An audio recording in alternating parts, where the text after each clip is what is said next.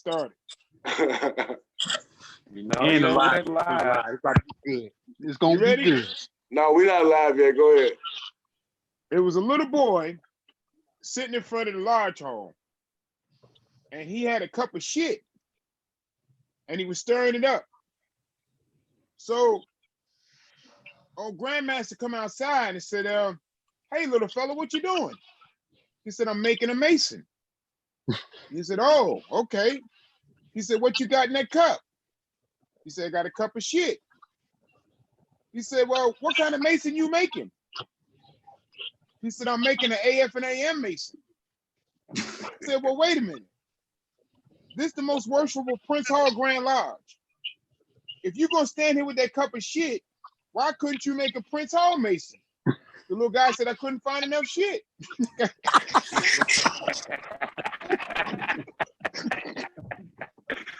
Oh man. Very good. Nothing but So, fun, bro. Nothing but fun. So is that a knock against Prince Hall Masons, brother? What's that? No, man. Everybody full of shit. Everybody. Hey, well, I'd like to welcome y'all today to Dog Star Entertainment's Masonry, the good, the bad, the ugly. We do this every Wednesday at 7:30. You know, all depends. 7:45, 8:30, Right. quarter to 9. Whatever, I go. And we like to 7:44. discuss different topics about masonry. So today the topic is the black and white of masonry. You know, playing on the whole checkerboard thing, but basically creating a dialogue, you know, with, because me personally, I'm gonna tell you the truth. Me personally, I think I really had one real conversation with one. I don't like the terms black and white, fellas. I'm just using those as colloquial terms because no one's black or white in my perspective. But quote unquote black and white conversation about masonry, questions we might have for brothers that's in a non-melanated lodge compared to a melanated lodge and vice versa. Because I know me and brother Spencer, we had a little conversation where he was like, it seemed like y'all had so much fun in the shrine, and you know, like y'all like and really enjoy, you know, the benefits. And in my perspective, I think that's one of our downfalls, that we enjoy the benefits too much and not enough of the work. So that's my you know, take on it. So I just want to open up the floor for introductions. My name is Son Ray L. Call me Ray, past Grand Master of Enoch, most worshipful on Enoch Grand Lodge, AF and FAM of Cleveland, Ohio. Also, I belong to King David, AF and M, Detroit, Michigan. The last lodge I belonged to was William T. Boyd, Prince Hall, 79, Cleveland, Ohio. So I'll open up the floor for introductions. If you're muted and you want to talk, we always do this in the room. We throw up the deuces. That means you can be unmuted and that you're wanting to speak.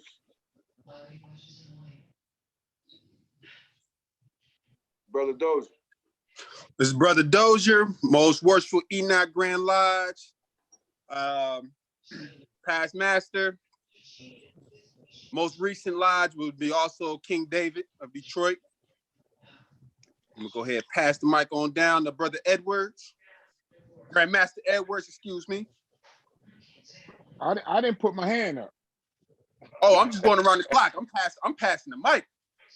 But no, he said because there's two Edwards on here, and the other Edwards is a hardhead. So I'm gonna let him speak. So in case he mess up, I gotta check his ass. I'll get him. Oh, say no more. Brother Ishmael Edwards out of New Jersey. Not related to me. Yeah. I'm from Most Worshipful King of Kings Grand Lodge. And I'm passing the mic over.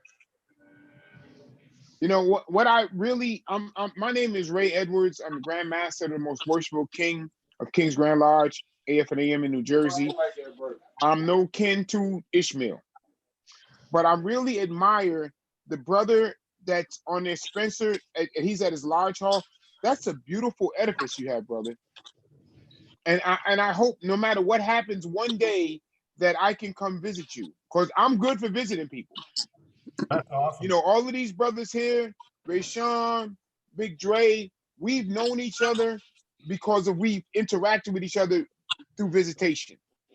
That's what we're supposed to do as Masons. We're supposed to travel. We're supposed to work in foreign countries so we can receive our wages. And the biggest problem I see with what we have going on right now is nobody's practicing the true tenets of Freemasonry.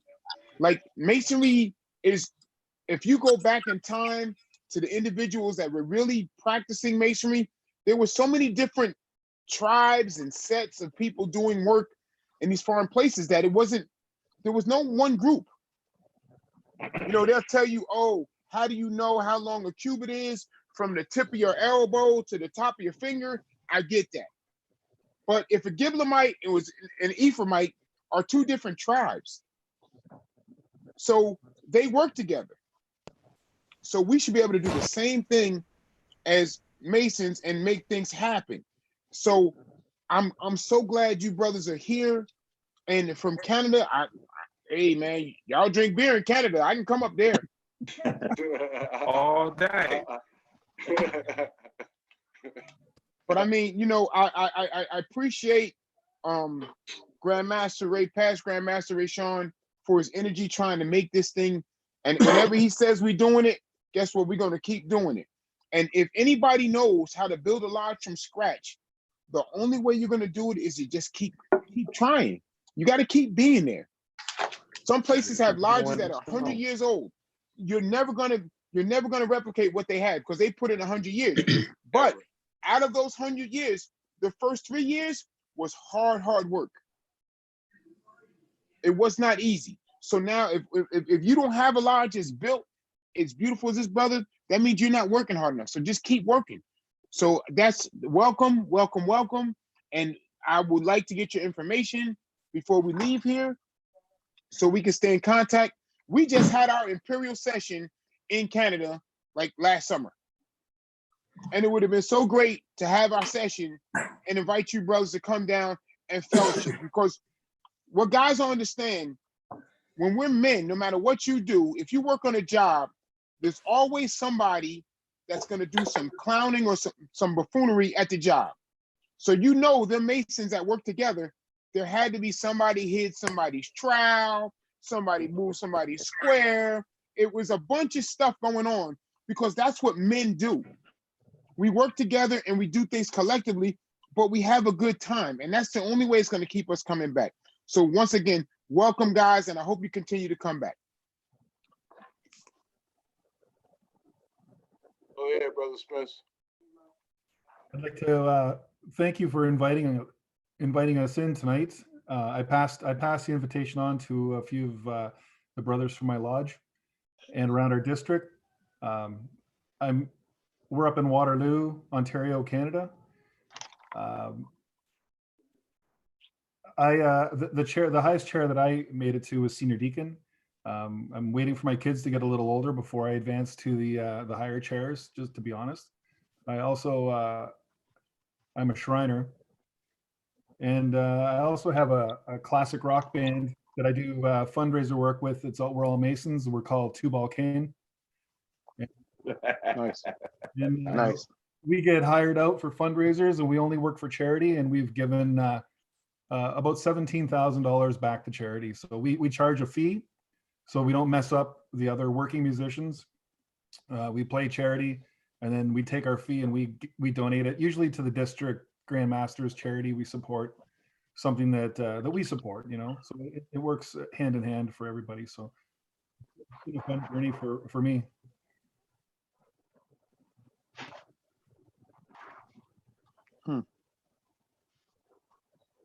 So I'm Worshipful Brother Jack Clellan. I'm the current sitting Worshipful Master of Twin City Lodge 509 in Kitchener. To touch on base with traveling and going to other lodges for this year before this whole pandemic hit, I've been traveling to as many lodges in my district as possible, and it has been the most enjoyable part of Masonry that I've had so far, to be able to spend time with other brethren that you just don't realize that are out there. Every time I travel down to Florida, it's almost a game. We try to see how many lodges we can find on our way down and how many squares and compasses. And I got to tell you, I really enjoy the visiting and the amount of brothers you actually meet along the way. I'm really happy to be invited into your circle, and I'm looking forward to doing this more often. Wonderful. Yeah, thank you, brothers. Thank you, brothers. Brother Bradley, what's going on? Hey, I apologize for my lateness. So I'm a bit lost in what we're doing, but it sounds like we're doing self introductions. It sounds like you got a $5 fine. Hey, you know the business. I know the business. I know the business. I'll approach it and make sure I give it to the secretary. Hey, early is on time, and on time is late. If you're late, don't even bother the show. 15 minutes early, you still late. That was the first thing that came out of my coach's mouth when I got to Mississippi State University. If you're early on time, if you're on time, you're late. If you're late, don't even bother the show. Right. You're early for tomorrow. Right. So that's what we're doing, introductions. Yeah. Let the people know who you is before. I know you got a couple questions, so go on, introduce yourself. Any other brothers out there, little housekeeping, if you want to speak, throw up the deuces and we'll know you want to speak. Because some brothers just come in and just want to, take in information. They want to use that listening ear. So that's always good. But if you want to speak, throw up the deuces, we'll unmute you, or you can unmute yourself, when it's time for you to go. Go ahead, brother. Okay. Again, my name is Brother Bradley, I.T. Bradley, past worshipful master of Akabuton Lodge number 7, Cleveland, Ohio, King David Grand Lodge, Detroit, Michigan. And to the brothers in Canada, I'm sorry I didn't get your brothers' names. I apologize, but welcome. Excited to have you guys here, and to not to just listen, to listen and learn and just feedback from each other. And like Grandmaster Edwards said, that's when I was able to chime in when like Grandmaster Edwards said, hope to continue to do this in the near future. So welcome. Thank you. Thank you. Go ahead.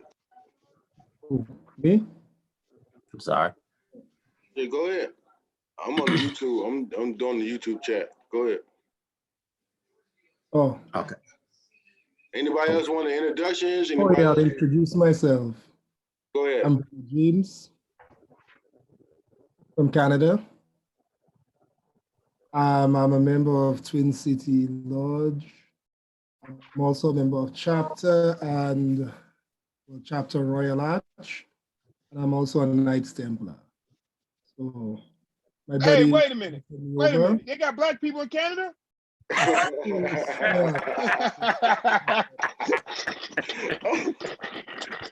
He's our senior deacon. Right. See, now the question wasn't about black people in Canada, so y'all in the same lodge. Oh yeah. See. Okay, so what jurisdiction is that? What AF and AM? AF what and AM? AF and AM? Oh, they 4 letters. Oh, okay. Okay. It So all how diverse is you guys' lodge? Very, very diverse. We have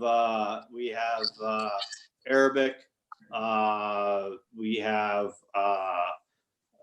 there's a lot of different diversities in a Canadian lodge.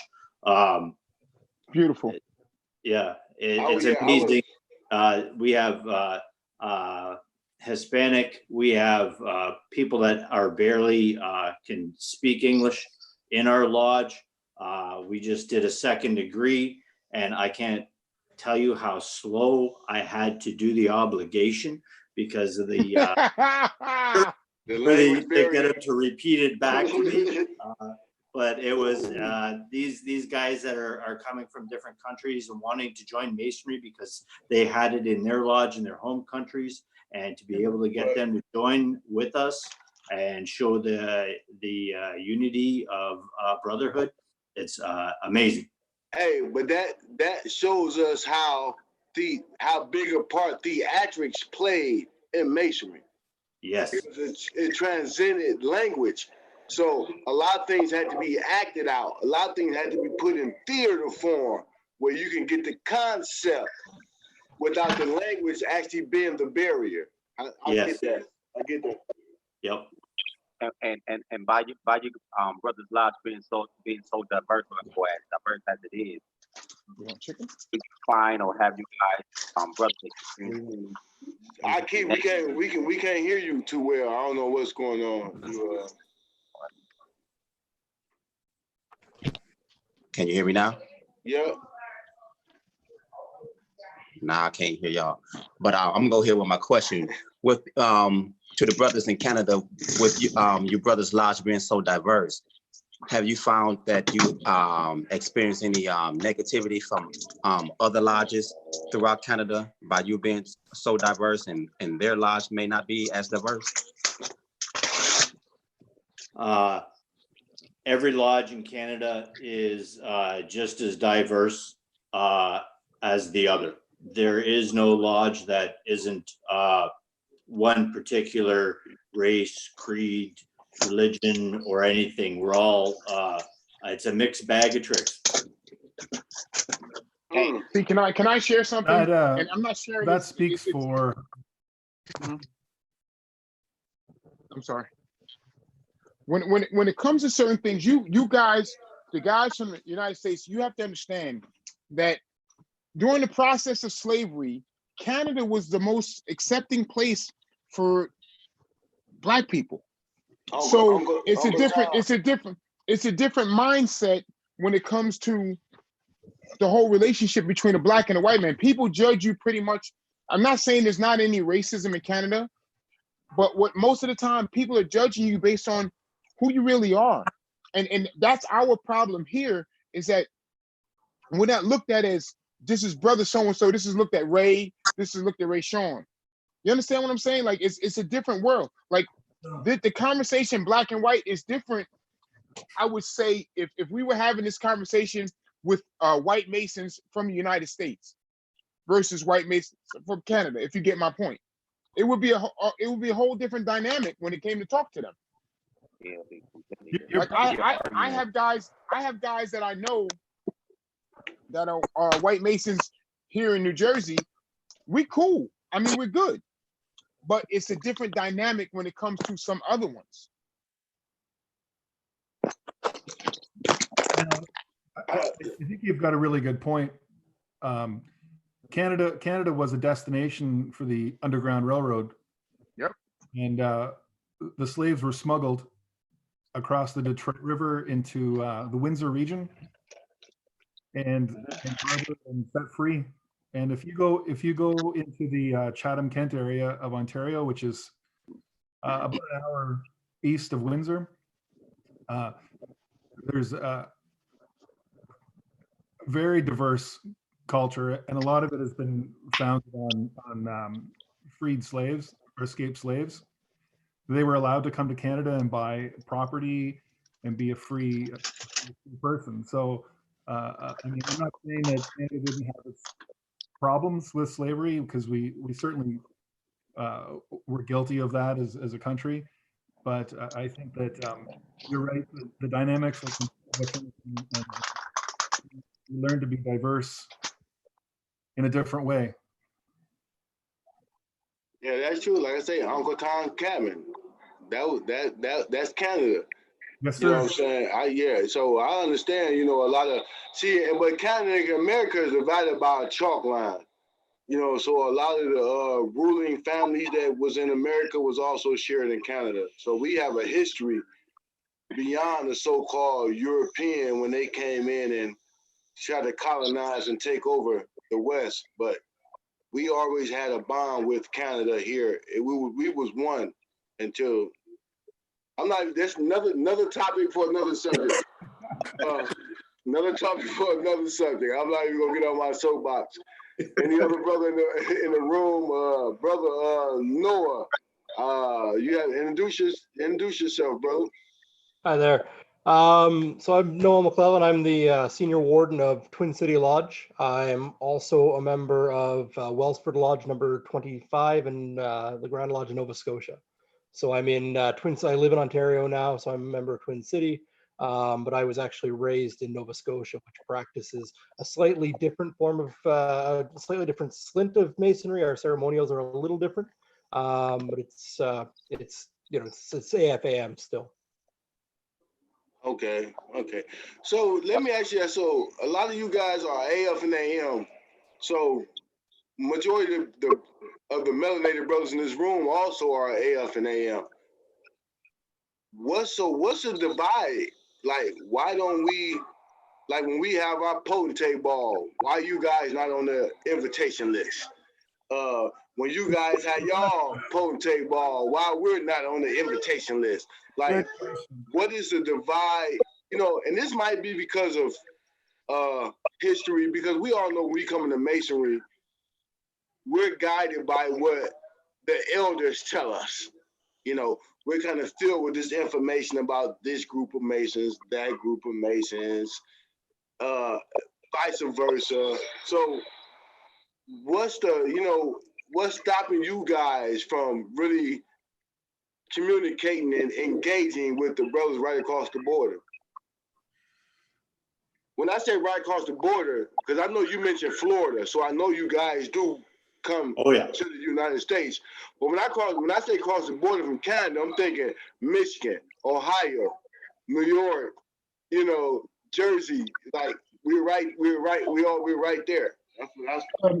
From my perspective, I just haven't met any dudes for me to link with. You know what I mean? So reality is I love traveling.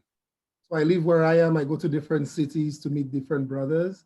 And for me, as soon as my buddy Andrew sent me a message and he said, instantly, there's some brothers out in Cleveland, etc., want to talk. First thing I said, I'm on it.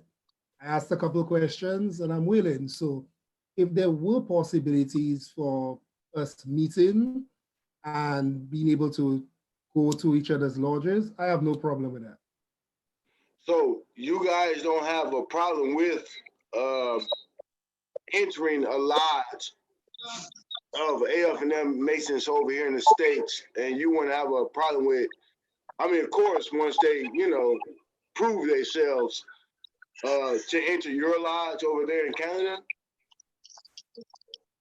Yeah, you usually get an invitation. Your lodge would ask for an invitation over to ours, or you would just prove yourself at the door. But we're happy to have visitors here, as many as possible, and we love to visit. As we've a couple of our brethren have gone to the Detroit Lodge. I'm still haven't been there, but looking forward to going. Usually, when I end up going through Florida, they're not in lodge when I go, unfortunately, or I haven't brought my apron and everything either. So. Right. Well, you get your most knowledge outside the lodge anyway. Yeah. If you're talking with the right people. Yeah. Oh yeah. Brother Spencer, I know you wanted to say something. Go ahead, Brother Spencer. I've made the trip to Detroit. I went to Zion number 1, and I've been there. I took a tour of the building, and then the building is incredible. So I made a point. Their lodge meets on a Wednesday, so it was hard for me to get down there, but I found the opportunity to get down on a Wednesday, and I had a great time. And the cool thing about it was they had a visit from some Prince Hall guys from Detroit too. So there was about 30 Prince Hall guests there, and we had so much fun that night. And I emailed the worshipful master before I made my trip down, just to make sure that it was cool that I arrived. And they went out of their way. The junior warden bought a case of Canadian beer, and they actually sang "O Canada" at the beginning of and it made us feel welcome. It made us stand up and introduce ourselves in front of a room full of people we didn't know, but that was a nice way to break the ice, man. It was awesome. We had such a good night. Then I met up with some of the guys on Facebook, and we've had a great Facebook type of friendship ever since. So it was well worth the trip. It was an awesome adventure. Okay. What- Now, what is- hold on. What if I told you those same 30 PHA bros that you had an enjoyable time with, a great time with, would not do the same thing with any other brother on this panel? What? Yes. That would not do the same thing with me, Brother Aki, Brother Grandmaster Edwards, Brother Ishmael, Brother Doja, Brother Andre, Brother Alfonso, would Why? not do the same, Brother Bear would not do the same thing with us because we are AF and AM. Now, hey, We. before you answer that, can I please interject and ask this question first before you answer that question? What is the overall consensus, generally speaking, throughout Canada of masonry in the United States? And then answer the question Grandmaster Davis just asked about the principle. Mine wasn't really a question.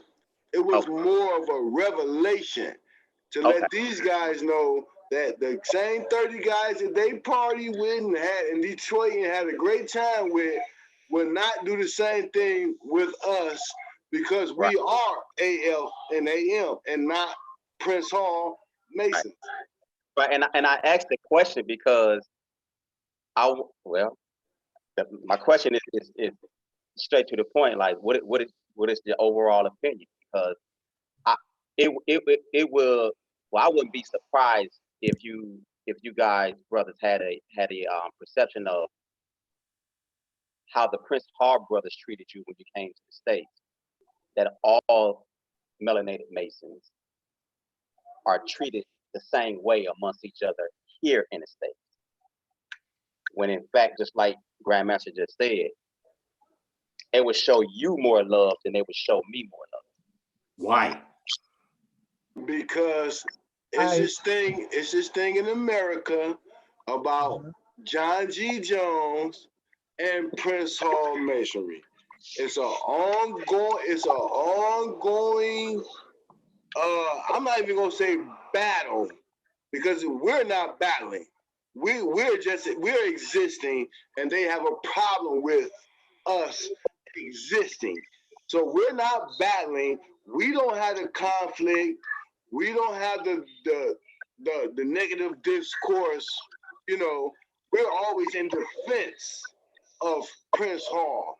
We're constantly under attack of Prince Hall Masonry, of not being legitimate Masons, about being clandestine Masons, because of the whole John G. Jones, Prince Hall riff. Hey, I'm gonna keep my personal opinions to myself. I'm just putting it out there because I still have not been proven that Prince Hall ever existed, that he was the actual person. No, you can't give me proof that this guy ever existed. I think Prince Hall was Benjamin Banneker, but I'm gonna let that go. That's my personal thing. Brother Don, speak your piece. So if I could get Brother Darren James to kind of touch on that one, I think he's got a lot of information on that. I don't understand why it's you guys were ancient free and accepted Masons here, and I don't understand why we had no problem coming down there and enjoying with you guys, and you guys can't share each other. Yeah, but that's why it's actually difficult, because if I try to go to a Prince Hall Lodge in Canada, it's a story and a half to get in. I know it. I know it is. But Dawn wouldn't have a problem getting in. But I know people, even one brother on this call right now, who's actually gone to the Prince Hall Lodge without a problem. But Who that? he's not talking, he's hiding somewhere, but he's there. What he look like? What's his name? Wait, let me see that. He should be, where's my brother here? Where's Kim? Brother Kim there, he's on. He's on Okay. mute right now. Okay. But he's been, so he could share his experience. But for me, I've tried, I've gotten the stay down, as in, why do I want to come? 20 questions for no reason. Yeah. But that's just my opinion. So, Brother Edwards, you're on meeting, Grandmaster. Okay, and I'm gonna say this, and I don't care who like it, how you don't like it. You're having a conversation with people about owning a monkey that don't own a monkey. Because the same guys in this room do not have the same attitude as those assholes from Prince Hall. I don't entertain them because guess what? It's been a taught and a learned behavior to destroy Freemasonry. Like the beautiful thing about this call right now is that there are men on this call that are Masons without color. So now the brother right there, he says, I'm the senior deacon, and we laughed and joked about runaway slaves, and he's a senior deacon in Village. You know good and well, Prince Hall doesn't give a shit about who they are as long as they're not AF and AM, Prince Hall don't care. And that's obvious. I'm AF and AM, you AF and AM. But Prince Hall will accept them, but not accepting us. So why even have the conversation? No. Waste of space. No, the conversation is always needed because, like I said, those brothers wasn't aware of what I did. A lot of those brothers wasn't aware I was saying. That's the point. They're very aware because he just proved that you're very aware. No, he proved that Prince Hall does the same thing to people up there that they do there. Oh, if you're white Prince Hall, if you're white AF&M, you can go to a Prince Hall meeting. If you're black, we already know this. This is not something that's... No. I think you're stretching it a bit too much right now. That's not the truth. Because I cannot say my experience is the experience for the masses. That's not the truth. Because Brother Kim is not white. Brother Kim is melanated, if I'm correct. There you go. That's right. So the rift, I don't think it's really the black and white thing, especially in the United States. It's the AF and AM versus quote unquote, you know what I mean? Because the same thing, there's a lodge in Cleveland where we was going to buy regalia, and the brother asked me, it's a white brother, he asked me, are you regular? And I asked him to explain regular, and he couldn't explain it. So therefore, he already knew I was John G. Jones. Now, I was there with Brother Ray Sean and another brother by the name of Juice. And he said he had no problem coming to teach us as long as it wasn't an open lodge meeting. He said he'll come down, he'll bring his books, he'll teach us and put on a presentation. But he said he will never come to one of our meetings and we will never be allowed at one of his.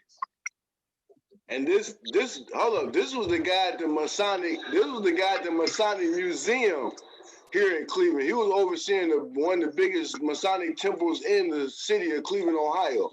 And he basically told us that Prince Hall he showed us some duplicate charter mass and basically was saying that he would not come to our lodge.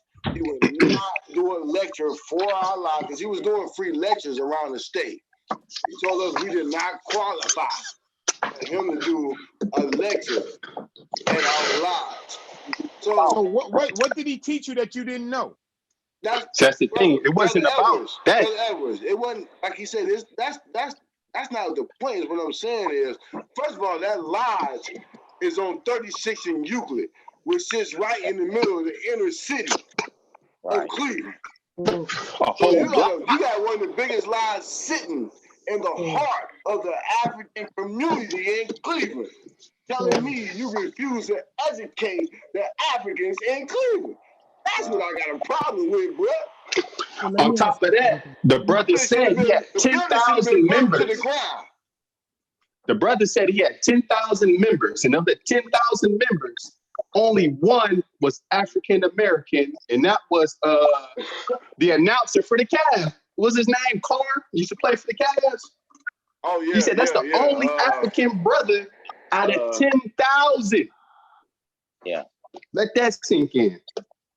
And it's in the middle. I had my high school. We had me and Ikea had our high school graduation at this Masonic temple. Yeah. So they got about $5,000 off our high school having our graduation there, but they refused to educate you there. So I'm just saying that there's a lot of things in Masonry that's racially motivated, racially biased, and I'm glad to have some brothers on from Canada that see things from a different perspective than here in America. Because in America, a lot of melanated brothers not even recognized on the street, period, by another white Mason, period. Yeah. Was wrong. Whatever happened to I honestly beg to differ, because here in New Jersey, anytime I wear a compass in a square, a brother that's a Caucasian, hey brother, how you doing? It doesn't happen like that for here. Now guess what? Whether they know what we belong to. So you can't beg to differ. All you can tell me what's happening in New Jersey. I'm not saying what you're saying ain't true. I'm telling you, I know well, Ohio, y'all different anyway. Y'all let Sharp. That a bitch. Look, y'all let Sharp be the grandmaster.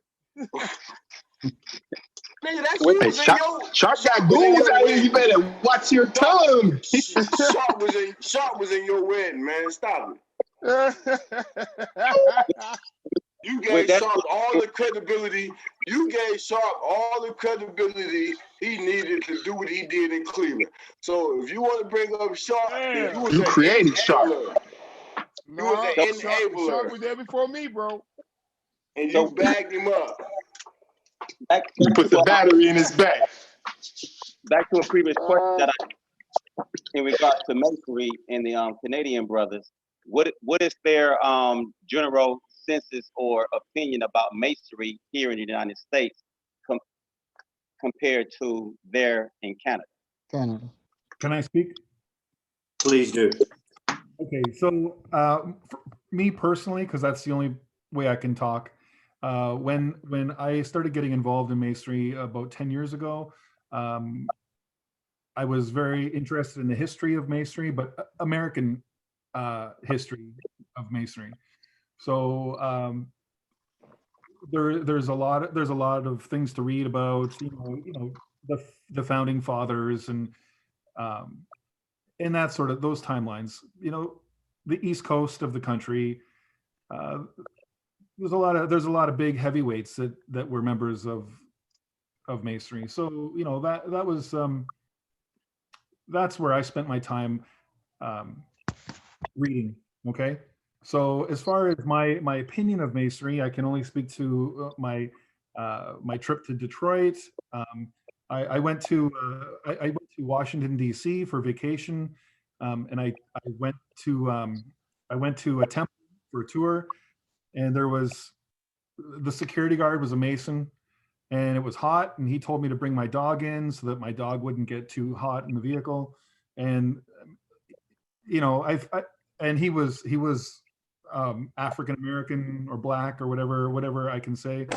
I'm telling you, I've had nothing but positive interactions with American Masons. I have a lot of friends on my Facebook that are Masons that are American, and we might get pissy about politics, but when it comes to Masonry, we all have respect for each other, and we all will help a brother out. So, white or black, it doesn't matter for me.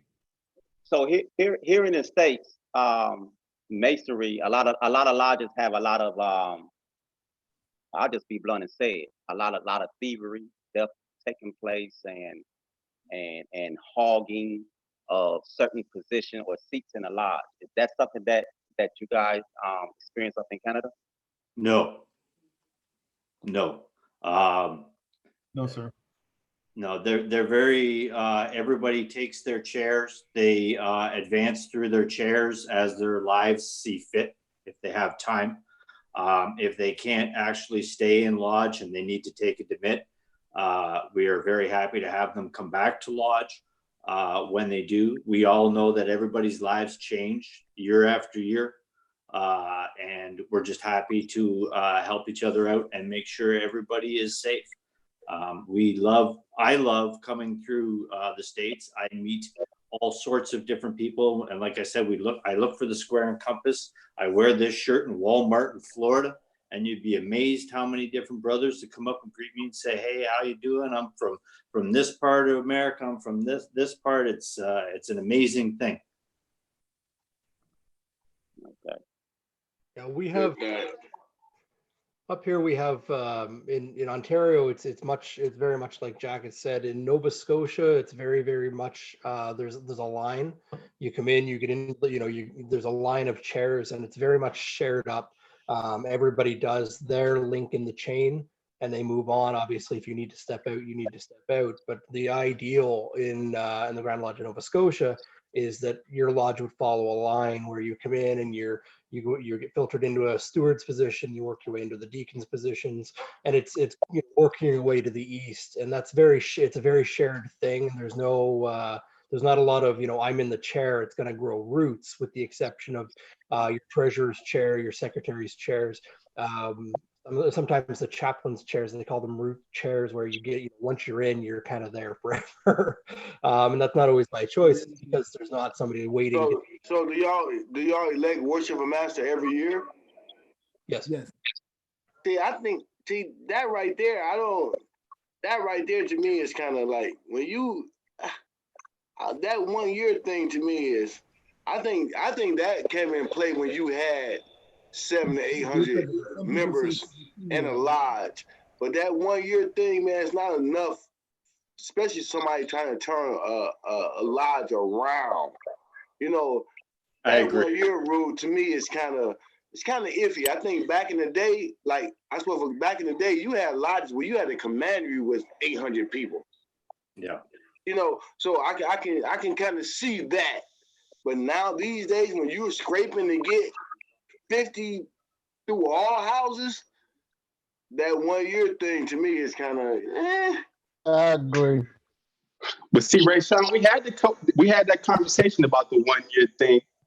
And for example, if we had let our key continue, our key line, had anything would have changed if I was a junior warden, you was a junior warden, as you was a senior warden. If we all knew what the game plan wouldn't have changed, it wouldn't have mattered if I was there for 10 minutes or 10 years. Because we already knew we had the same direction, the same game plan. So whether I'm there for 1 year or 10 years, it didn't matter. But that's where a great deal of problems lie, because you have, like you said, us three brothers just mentioned, and we had a game plan. The game plan was not about hogging the seat, but it was about building and moving forward. If you don't have pretty much all of the lodge members on board, then you're going to have a division. Me personally, in that particular situation, and it's just me speaking personally, not past Watchful Dozier or past Grandmaster Davis, just me personally, I have the mentality that if I can't sell the ideal to my house, to my friends, then maybe somewhere, somehow along the line, I failed. So things happen the way they happen, and it could be because of lack of experience, lack of knowledge, or me not being able to sell my idea to move and build a lodge forward. But if you don't have majority of the members on the same track, then it's easy for a division or a derailing of the train to take place. I agree. That's how a lot of division takes place. Go ahead, brother Espe. Well, the biggest issue is that brothers want to stay in control. Right. It don't. A lot of times it don't even be about the knowledge. It don't be about the members. But some of these guys don't have nothing going at home. They don't be in charge or got nothing else going, so they gotta have something. Mm-hmm. You understand what I'm saying? They gotta have something, and that's the only thing they can latch on to, like a leech. And they suck the lodge dry, suck all the life out of it. Yeah, exactly. I, Yeah, I I agree believe with you. that. That's I always true. I say believe that. there's a lot of brothers that create when they come into masonry, they find out they can create this bubble environment where they're king.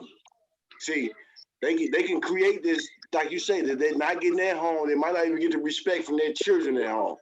They might not even get the respect from the people in the community or the church. But when they come into the lodge, everybody knows it's like cheers. Everybody knows your name. And that's Well, why they don't never want to give up you, the seat.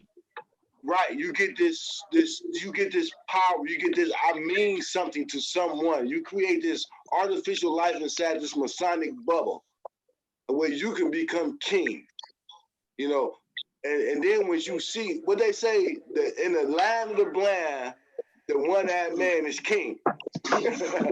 So nowadays, coming into masonry, you don't have to be the brightest. You know, you just got to be no more, just a little bit more than the next man.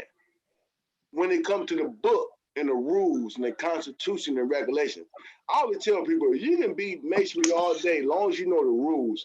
When I was worshipful, the first book I gave my people was the Constitution and bylaws. Not look to the east, learn. You can't play the game until you know the rules of the game. Learn the rules of the game, then start learning the game. So it's always bylaws first. It's always Constitution first. It's always landmark first. In my world, you got to get that established. You can't learn to play basketball and you don't know what traveling is. Right. You can't learn to play basketball and you don't know what a foul is. But you're a traveling man. So personally, is the way I talk. That's what we're going to know first. You know, and from that, because in that lodge, we really did hold elections every year, but it was really only for one position. And that was to get in the game because we had a protocol. So once you became the senior deacon, that was really probably the only election because from there, everybody moved up. So you got to learn all the positions. So once you got to the junior warden, you already knew you was about to be the senior warden. And then you knew you was going to be the worshipful master. Yes. So the election in my lodge was really only for one position. And from that point, everybody, proceeded forward. It wasn't until someone put in place, I had to sit in the seat for 2 years, that whole protocol got broken. And I found 2 knives in my back because they wanted to break that protocol. So I'm gonna ask the brother that said they do the elections every year, what are the qualifications to be even a part of that pool? Or is it simply, you must just be nominated? You just must be, nominated and know your work. Be a member of your lodge consistently, being there all the time. You can't just show up every once in a while and say, hey, I want to sit in this chair, because then the rest of the brethren can't rely on you when it comes time to do the work.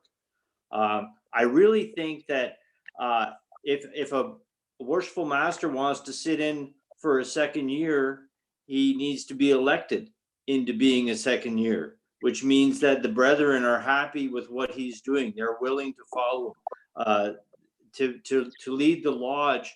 The best thing you can do when you go to a past master is to be the one that wants to help teach the worshipful master that's going to be your successor.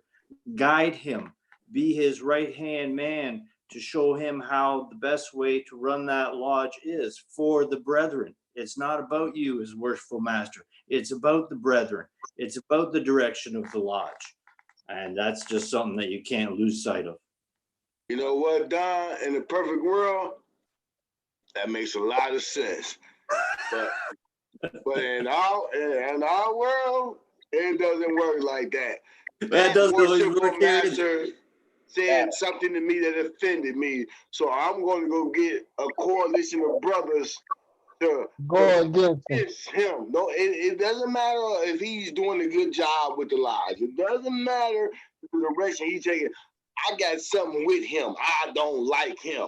He got the girl that I wanted to get. He get more attention than I get. And ego. The ego plays a big part in modern day masonry, and I think that's what's holding it back.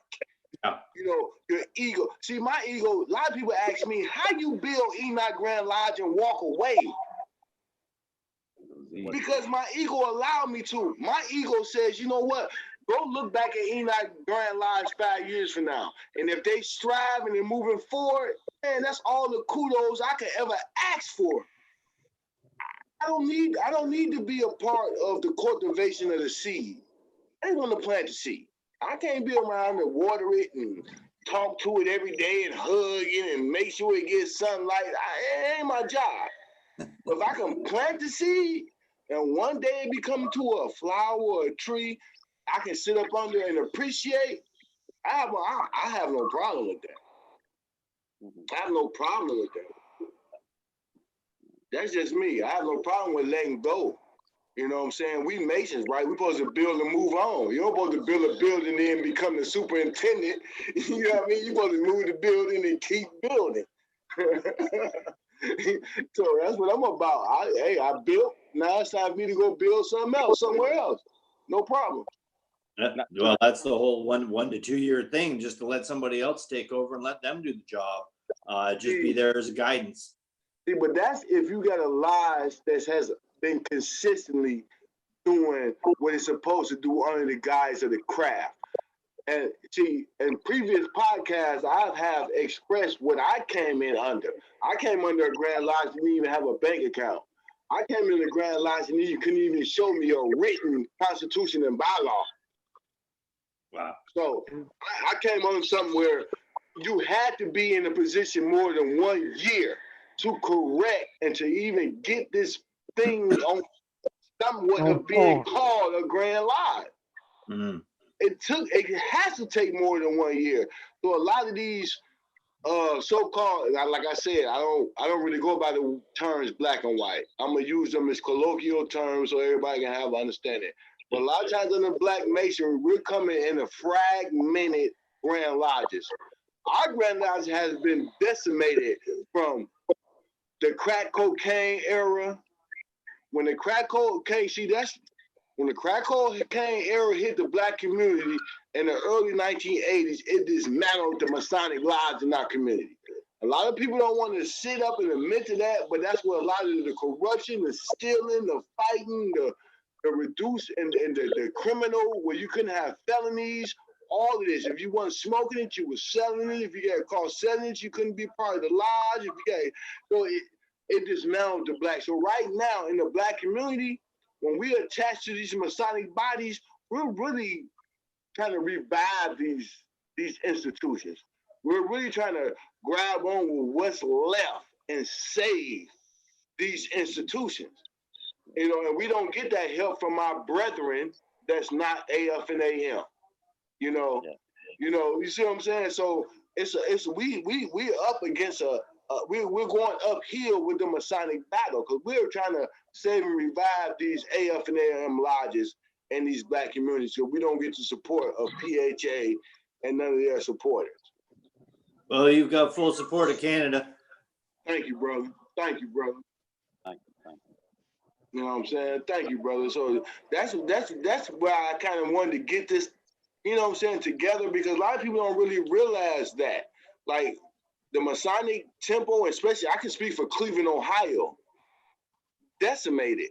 I mean, we had thriving lodges in our community. I mean, they owned cab companies. That was a thing back then. The Masons, they drove cabs. You know what I'm saying? The E Lodge had cabs where you can, where you can fund your I mean, you know what I'm saying, your lives. I mean, we had, but when that crack came along and I always call it the biological and chemical destruction of the black community.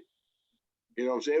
It was a war waged on our community that we had no defense for. And we're still suffering today behind that war that was waged on us. And our Masonic family has taken a real big hit here in the United States because of that. And we're trying to rebuild it. Wow. So That's information I didn't even know. This is all information. I had no idea of any of this. This is just so eye-opening. Really? With your brother there in Canada, what is your protocol for corruption if it were to take place in your lodge? In other words, would that brother be fined or suspended or Masonic trial. To the penalty of his obligation. There would be a Masonic trial. And I've never actually seen a Masonic trial, but I'm sure that they would get Grand Lodge involved and they would probably remove the parties. Can anybody speak to that? And once that brother is removed, if that brother is removed, would that brother be allowed to come back join another lodge? No. No. Now, because here in the States, if something like that were to happen, that brother will lodge, and more than likely he will be accepted into another lodge. No, every application gets approved through Grand Lodge, and they check the record of every applicant, every candidate, everybody that affiliates with a different lodge. They check his background through Grand Lodge. That way they can keep control of if somebody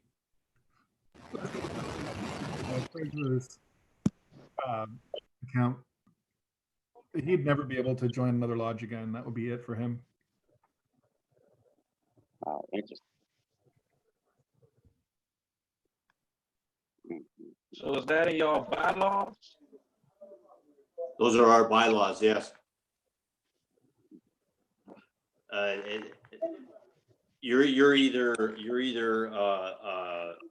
Mason that pays attention to the bylaws set out in front of them, or you will be held accountable for not following those bylaws. Even if you decide to hold a party in a Masonic hall for a Masonic charity and then take that money and use it for some other charity or for some other purpose, you've now gone against the bylaws and you'll be held accountable. And that's just the way it is. There is no ands, ifs, or buts, and you do not get a second chance. So do y'all have So what if you suspended for a year or two? He can never come back? Never He come can back. ask for dispensation, but he has to go through another trial. Yep. Wow. Wow. Critical. 99 years in one dog day. Keeps us honest. It keeps us honest. Yeah. Also, the accounting is very transparent. At every meeting, we have a committee of general purposes 2 days before our lodge meeting, and that's where we get together in like a boardroom. I'm not sure how you guys operate, but we have a boardroom meeting. We pay all the bills, discuss the finances. Everything's transparent. And then when we have our open lodge meeting, all the accounting is discussed in open lodge. So every member has the ability to question the books. Everything's transparent. So do y'all haze out there in Canada during initiations? Hazing? No. Hazing's not allowed.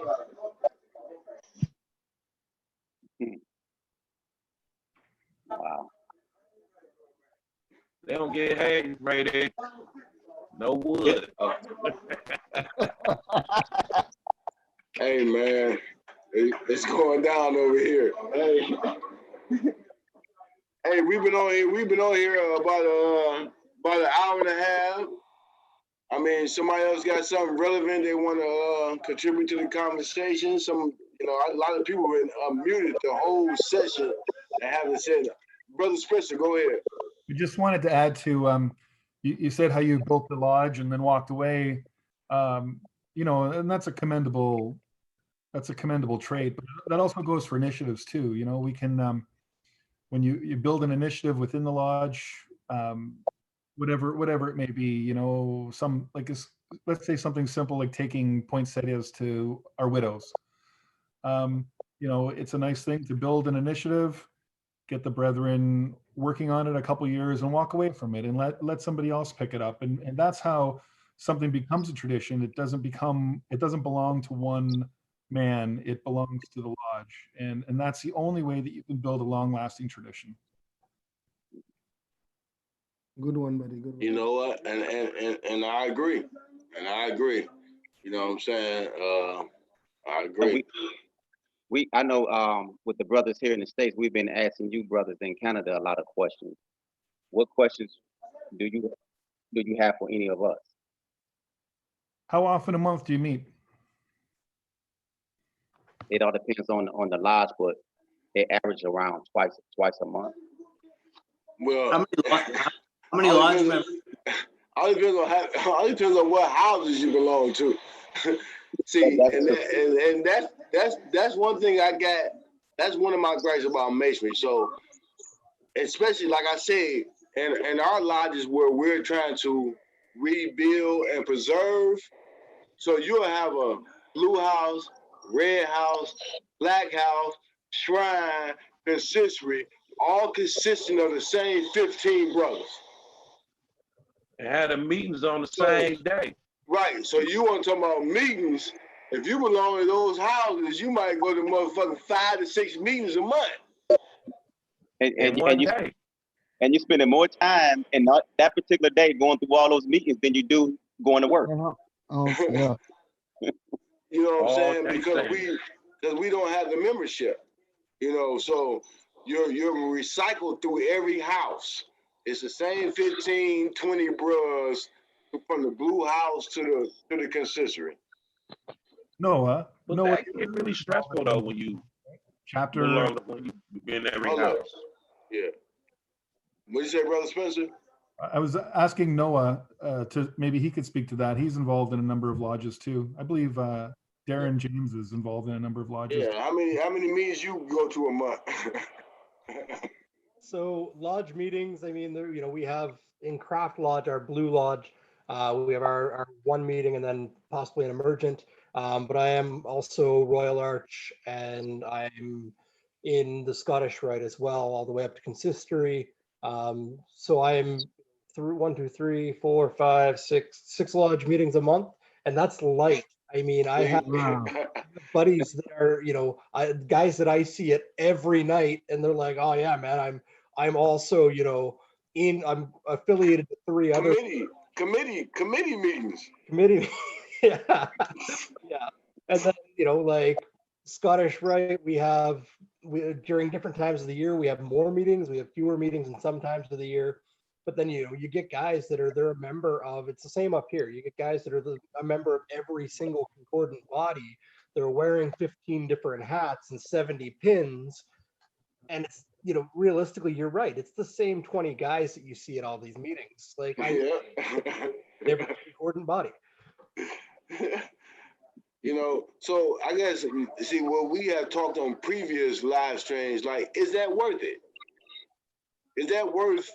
Because with those meetings and those 20 people, same 20 people you see every meeting, there's yearly dues for each one of those houses for those 20 meetings. I mean, for those 20 participants. So you got to think about paying blue lodge dues, red lodge dues, black house dues, consistory dues, shrine dues, on top of your domesticated economic issues. So that's a lot of money that's being put into masonry. Yeah. And what's the financial return though? Because any stockbroker or financial advisor would tell you masonry is a bad investment. They would take a look at your portfolio and say, "What are you doing?" They call it a pyramid scheme. Right. Like they ask you, "What are you doing? What are you doing for real? What are you doing?" Then that's not even counting your travel every year. That's not counting your fees for going to certain conferences, and you got registration fees, and you got to pay for hotel fare, then you got to pay for food and liquor while you're down there, and then you got to pay for. I mean, so your yearly expenditure of masonry every year can clearly go over $10,000 a year. Clearly, easy. Yeah, I'm definitely not at the $10,000 a year mark, but I don't know. I see it as.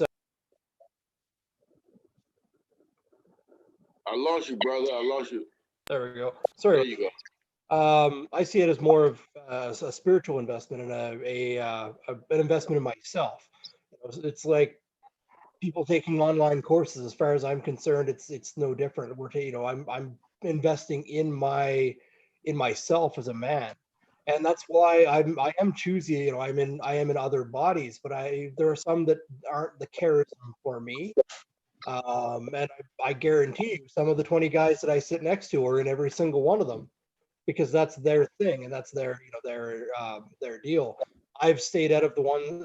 I've gone to where I've been drawn, and I mean, if I ever were to stop getting something from a concordant body, I would probably step back and take that admit. But it's certainly the expense is certainly well paid off in dividends of spiritual gain. Well, I can see that being the point, but I know Brother Don here brought up a point of what Ray Sean built and walked away from. And I know you wasn't on the other previous call, so you missed a lot of the backstory. But because of what he built and put in place, he had a string of brothers, which I'm probably about 5 in line after him, that was part of that building. So with the brother that gets what he's a good return on the investment, that part of Enoch was sucked out of there when Ray Sean walked away. So we was putting up pretty much classes as far as law. We was holding these community events. We was doing this at least once a month. We had a couple courses on law. We had some brothers come in and talk about more science. We was putting packets together that got into some of the cosmic things and being able to be able to chart yourself. So I believe in my lives, the brothers was getting a great return on their investment. But when I left, and the protocol that was put in place, so my successor did not know how to teach these things, even though the information I made it as simple and easy as possible. The information was there. But because the agenda that was behind the outset, I would say, of Ray Sean, Brother Ray, Grandmaster Ray Sean, they did not have the things that would have edified them and got their return on the money that they're putting in the masonry.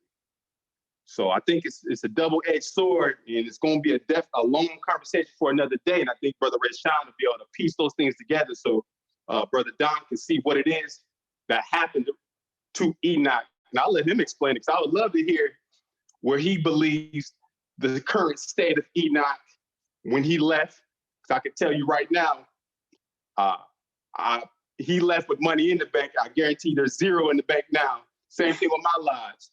I left my successor thousands in the bank, which came down the pipeline from Brother Ray Sean and some of the things we implemented. Guarantee you it's not happening. One, because of the programs are no longer going on. The drives, the community events, the skating parties we was putting on, the comedy shows we were putting on.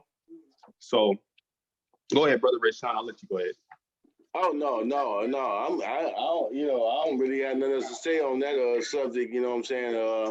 Like I say, we tried to build, but everybody's not in your boat to row. Like I said, if that's not the case in your Grand Lodge, then you're fortunate, and I think you should embrace it and not even bicker about the little things, you know, because you don't know how good you have in your Grand Lodge. So if you're sitting back and you're bickering about little things and you going back and forth with your worship for about little things, feel grateful. Feel grateful because it could be a lot worse. It could But be you a still lot need to worse. tell them the state when you left it and what you believe the current state is. No, but see, I don't, like I say, I don't, you know, I don't believe in that because I don't know what their current state is because I'm not involved.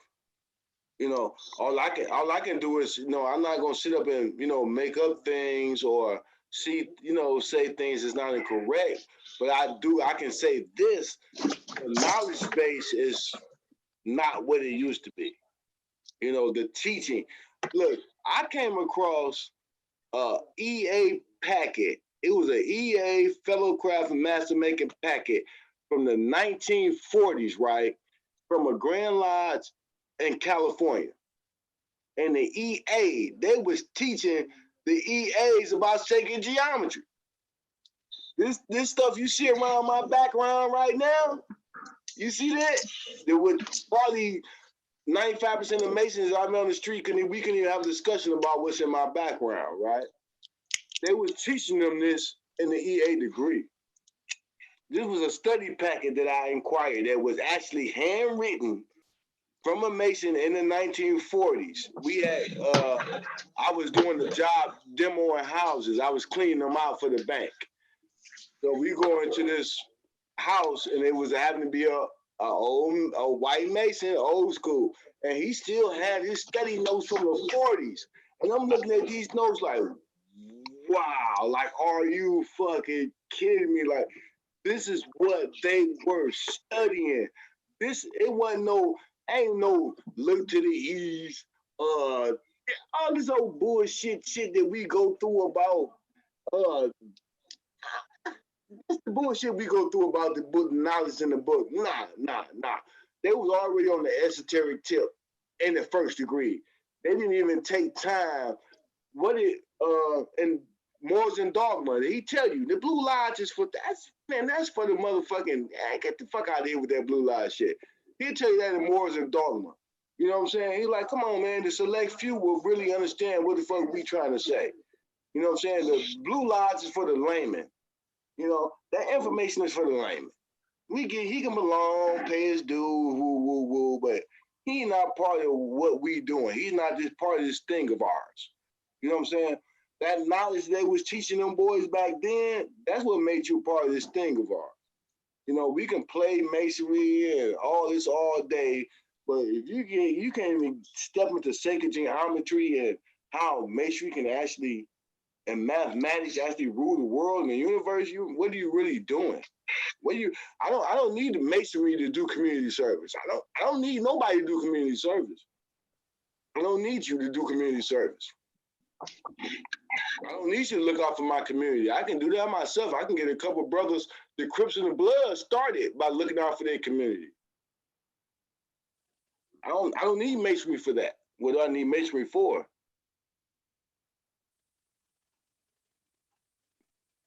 That's the question.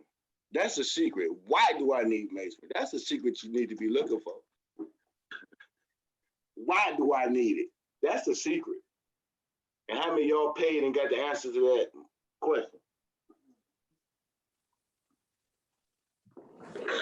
Well, that's the age-old question. Why do you need masonry? What are you looking for? How are you looking to better yourself? And you're exactly right. You're just trying to follow the teachings of what they were doing a long time ago. And that's how you better yourself. But it ain't about bettering yourself. But look, if I'm enlightened but everybody around me is still in the dark, how am I bettering? I'm not bettering myself. See, to me, measuring is bettering everybody around you. Masonry is bettering your community. You know, masonry is controlling the aspects of your community, not yourself. See, that's just me. when you talk about Masonry as an organization, when you talk about organs, there's no organ that works by itself. Your heart doesn't work by itself. Your liver and your pancreas, those are organs. They do not work by themselves. They're in an organization where there's a cause and effect for every function of the organ in that body. That's how we function as a body, and every organ has its own direction, its own mission, but it's still in coordinates with the rest of the body. That's organization. That's where the whole word comes from. Organization. It comes from the body, the organ. You know what I'm saying? The organization. So the organization is supposed to benefit the entire body, not just the heart, not just the liver, not just the pancreas. It's supposed to benefit the entire body. So us as masonry or masons, how we affecting and benefiting the entire body.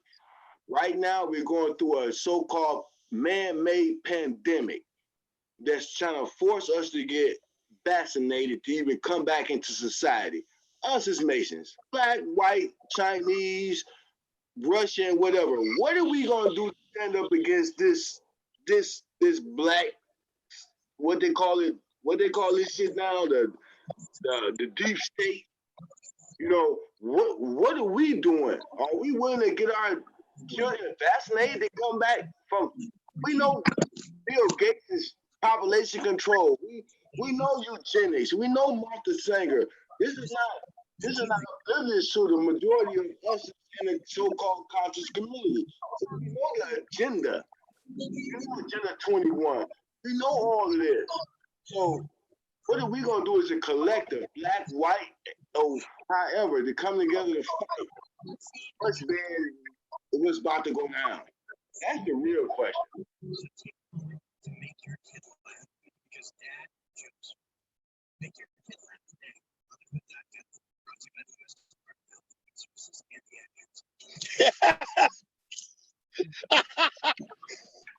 Hey, Brother Smith, man, you got to mute your phone, man.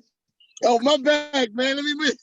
Oh, you ain't got to mute it. They say something. I'm just saying because no, I just logged on, brother. Now, it's not about black and white. See, they didn't have black and white people fighting each other for years. They done had us. They done pulled our strings where you hate that white guy and you hate that black guy. They done played that game for years. That game is up. That game is up.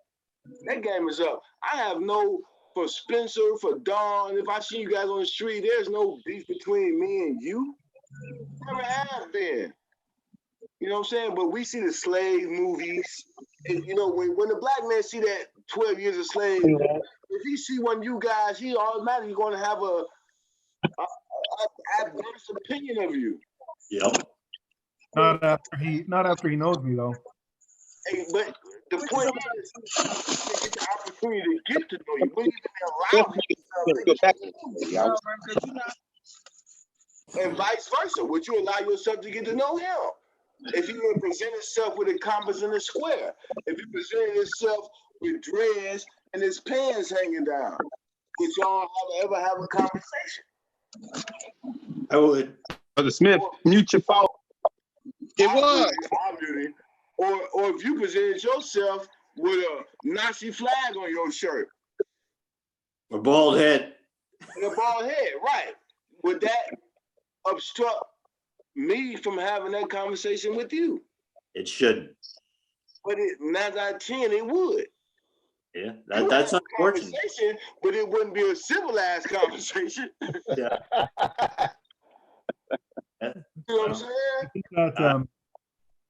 I think that comes with the evolution of a person, though. If the more people you get to know from diverse backgrounds, the less intimidated you are to approach somebody from a diverse background, and it makes it, that enlightenment makes you a better, deeper person to seek connection with all sorts of different people. No, I agree, but the reality of it is, that's not how it goes. You know what I mean? I mean, I'm a social worker. I'm a mental health specialist. So I got clients that's black, white, homosexual, all transgender. I work with all of those people, you know, and I don't treat nobody any different. You know what I'm saying? When we are, you know, we are people. I have my personal opinions about certain things, but that's my personal opinion. You know what I'm saying? That I might not like potato chips, but I'm not gonna work for Lay's. You know what I mean? That don't even make sense. I'm gonna not drink pop, but I damn sure work for Pepsi Cola. So, you know, that's, you know, but the reality of it is that the propaganda and the indoctrination of racism has been pushed so far in our communities, it's hard to break.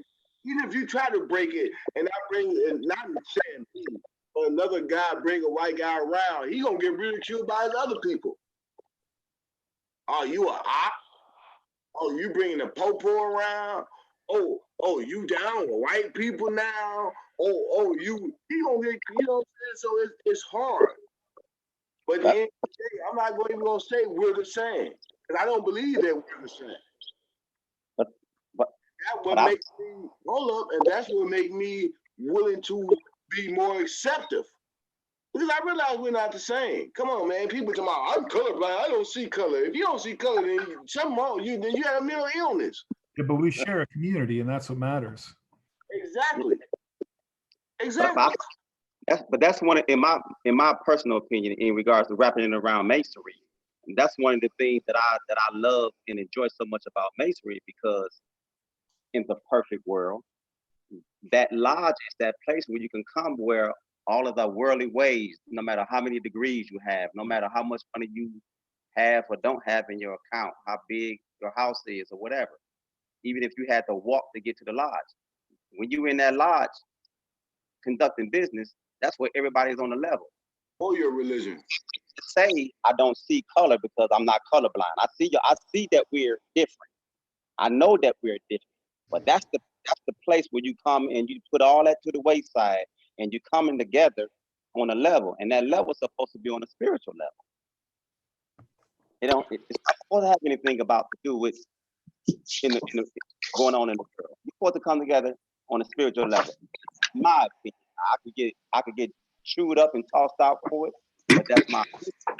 And when I came to masonry, and I'm still in masonry, and I've said before, and I'm gonna say it again, masonry consists of a bunch of tools. We all know this. We all know what they are. Okay, well, I got a question for Brother Don and Brother Spencer. And I need to be blunt and honest, because this question is gonna be blunt and honest. I'm proud to be black. I have white friends, I have black friends out here.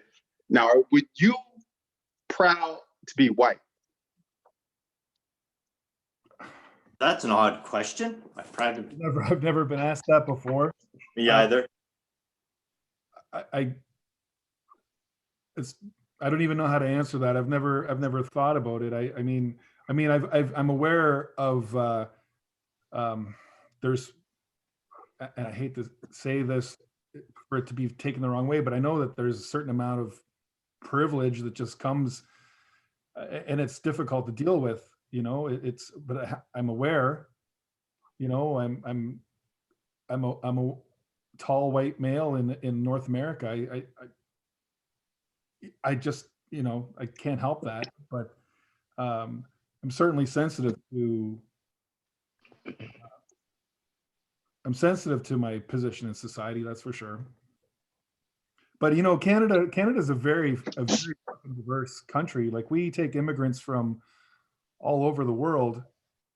I work in a college, and we take students from 85 different countries, and so there's no advantage to be white, black, you know, because doesn't matter.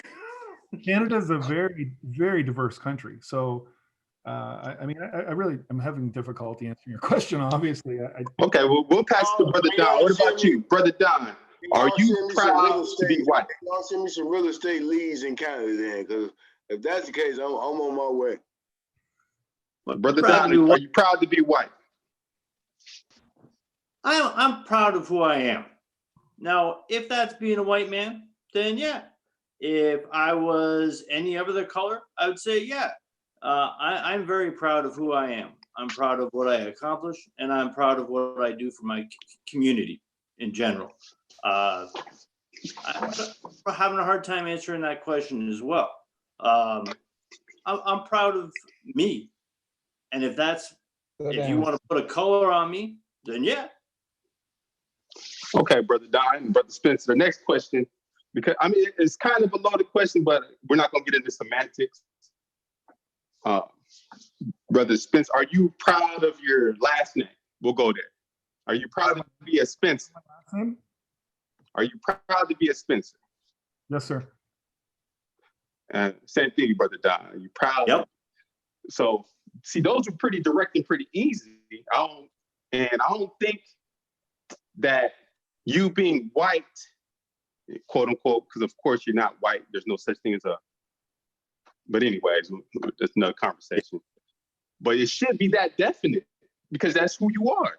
And I think we've gotten so scared because of the race baiting and those sort of things that go that you are now afraid to admit that you are proud of who you are. And us brothers on here, there shouldn't be a problem with you being who you are. And you just happen to be Don, the white man. So, but I did say had the shoe being on the other foot. No, I get it. No, yes. I'm proud to be white. My children are going to be white. My grandchildren are going to be white. I'm proud of that fact. Do I have a problem with Black people? You shouldn't, because they've never done anything to me personally. Even I'm down here in Charlotte, so NASCAR is a big thing. The guy was winning on the NASCAR game. He said, "Nigger, do you hear me?" And I don't even think he said nigger. It might have been nigger. Whatever the case. If I'm kicking your ass, you're going to get it's a war. It's a fight. Like in the fight, there's no rules in the fight. There's no rules in war. So to take that word to be triggered because of the race baiting that goes on with it, to me, I think that needs to be addressed. Just like Don and Brother Spencer, look, you're amongst men that understand that we're men first. So saying that you're proud to be white or apprehensive because you know what the undertone for some people that don't understand that comes with saying that you're white and proud to be white. And that's why I rock with Trump. He has no problem saying he's proud of the most idiotic stuff that he do, but he stands with it. He knows that's a part of what makes him him. I fucks with Trump. Trump is fighting. Trump is fighting the deep state, man. People can go around calling him racist. Well, he might be all of that. But that dude is nigga. Oprah Winfrey sitting at home right now with a motherfucking house arrest bracelet on right now. Facts. Ellen DeGeneres is sitting at home right now with a motherfucking ankle monitor on right now. Facts. All these people have been involved in that pedophilia and that pedophile ring and all of that. Trump coming down on them. People don't, man, I'm gonna leave it alone because they're going, oh, you're a Trump supporter, you this and that, you a sellout, you a this and that, man. I'm going by what I see, man. When Trump first got in office and he said, I want all these transgenders out my army, he had my vote for the next 4 years out there.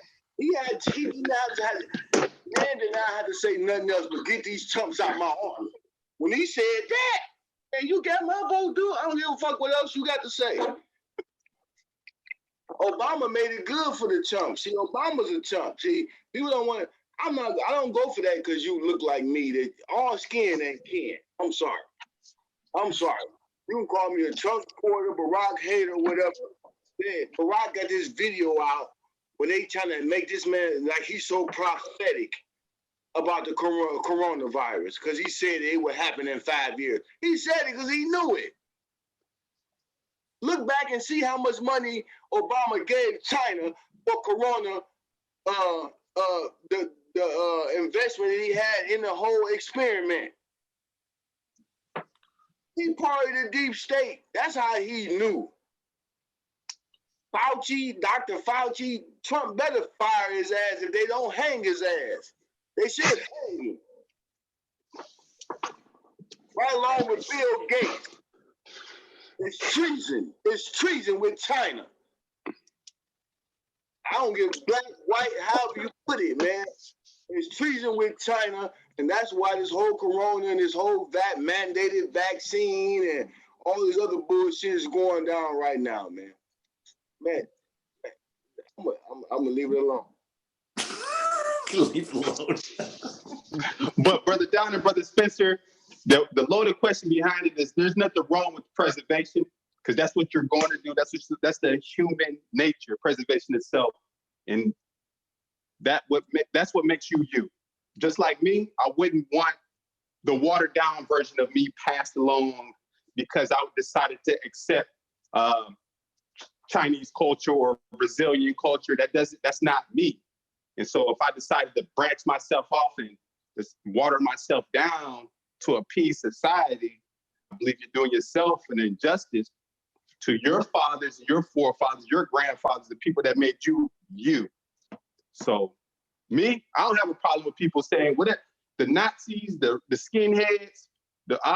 I've grown up with the most racist people, and they was proud to be. Hey, yes, I'm a Nazi. Yes, I believe they was proud to be that.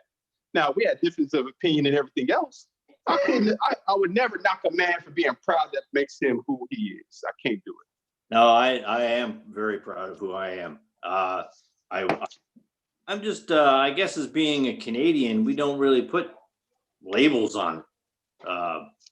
We don't, white, black, Chinese, whatever. I think it's more of I'm proud of myself, and that's what's first. Hey, man. Well, in America, we're more segregated than this picture behind me. That's how we are in America. Well, when you go to any city, you got Chinatown. You know what I'm saying? You got Little Italy. You got the projects. Well, those are experiments, so that means black folk. You know what I'm saying? Quote unquote. So segregation has we've always been a segregated society when it came to socializing, but we're integrated when it comes to economy. Yes. See, that dollar. Well, some are integrated because the dollar's not leaving Chinatown. That dollar's not leaving the Arabs. The dollar's not leaving Little Italy. The only people that dollar never comes back to is the project. Yeah, but the projects get that dollar to every other community, and they would accept it gladly. True.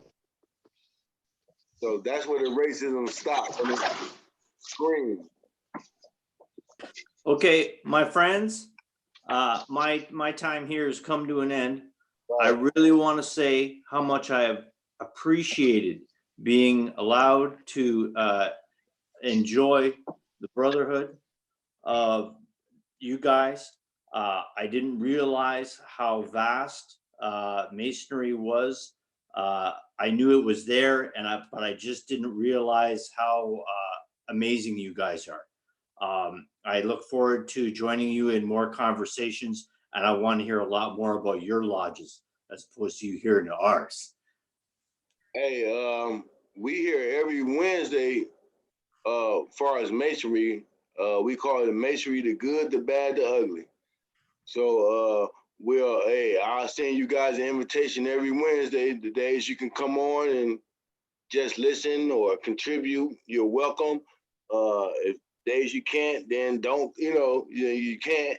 But I always will extend since I got you guys, especially Sprint. So I will send him, and then he will, distribute it. If I don't have you guys, email in my, saved in my Gmail. But I will send it to him, and he can distribute it. So whatever conversation we're having, it's a different topic every week. Last week was masonry scam or something serious. Yeah. So we got into about, all the money that's spent on regalia, license plates, dues. Like, guys was talking about they up to $8. That's why I put that $10,000 mark out there, because a lot of guys are at that $10,000 mark a year with traveling, paying dues, registration fees when they travel, ball tickets being $75 a piece. You and your wife, that's $150. You know, so when you put all that together and you add all that up, you might be at that 10G mark, Don. The gas getting there. You might be at that TG mark. You might be there. Well, it was a pleasure meeting all you guys, and I really appreciate the time. And I look forward to hopefully joining you guys at your lodge as ancient, free, and accepted Masons. There we Peace. go. Peace. Peace. All right, brothers. So I guess we'll wrap it up there. Anybody got any final words, or we can set it off? Anybody, you can unmute yourself. Go ahead. Yeah, I have something to say. I've been I've been holding this for like 30 minutes. I'm sorry, Ishmael. Nah, it's cool. It's cool. I had something going on. It was something that was said earlier, but I remember what I was gonna say. Everything start with self. If we don't start with ourselves and unlearn what society taught us that was right, then we will never learn what we're supposed to as humans, not as white, black, blue, green, orange. Like as humans, once we learn what we supposed to do, then that's when we will strive and we will come together and be a unit, be an organization. One vowel will move for another without one actually doing the work. Like the brain pumps the heart, the brain pumps the stomach. Without the respiratory system, there's no respiration. Dang, respiratory, there's no. I forgot. You good. I see where you're going with it. Yeah, that's what I wanted to say. See where you're going with it. Thanks, Brother Ish. All right. Well, if anybody got nothing else to, who is that? Brother Spence, go ahead. I'm going to sign off now too, and I just wanted to thank you for inviting me to this conversation. It was a lot of fun, was enlightening, and I hope to join you again. It was great. It was great to expand my network, and thanks for having me. I really appreciate it. No problem, brother. Anytime. Anytime. Peace.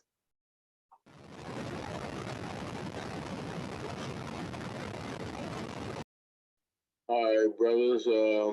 Any final words before we get out of here? Everybody good? Everybody good on this end, my brother. Hey, man. Brother Larry Smith, good having you, brother. Samodi B, everybody. Samota B.